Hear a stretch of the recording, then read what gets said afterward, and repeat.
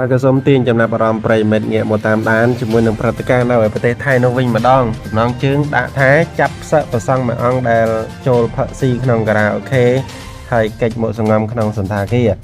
នៅប្រទេសថៃកាលពីម្សិលមិញនេះមានការភ្នាក់ផ្អើលមួយបានកើតឡើងនៅទីក្រុងបាងកករហូតធ្វើឲ្យជាបរិវត្តមកចំរមើលខណៈឃើញតម្រួតចូលទៅនឹមខ្លួនប្រសង់មួយអង្គចេញពីសន្តាគារទាំងកណ្ដាលអាត្រៀតម្ចាស់ភោជនីយដ្ឋាននិងខារ៉ាអូខេមួយកន្លែងបាននិយាយថានៅប្រឡប់កើតហេតុមានបរិសម្នាក់គ្មានសក់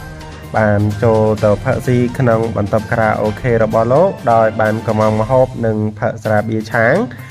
អស់រហូតដល់ទៅពីកេះបរិសម្ចាស់ហាងបានបន្តទៀតថាជាទូទៅនៅម៉ោង 10:30 នាទីហាងរបស់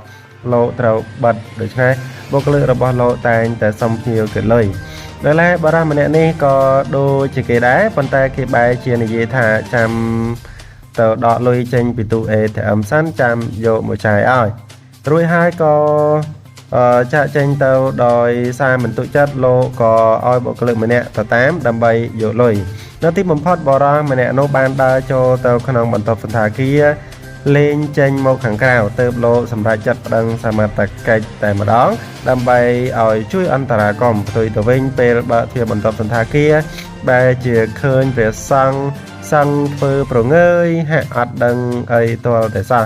នៅពេលនោះដែរសមត្ថកិច្ចបាននាំខ្លួនសង្ឃអង្គនេះទៅកាន់ស្ថានីយ៍តម្រួតដើម្បីសាកសួរទីបំផុតសង្ឃកំហុសនេះព្រមឆ្លើយនៅពេលដែលម្ចាស់ហាងលើកឡើងចំថាអស់ស្រាបៀរ2កេសនិងម្ហូបសរុបចំនួន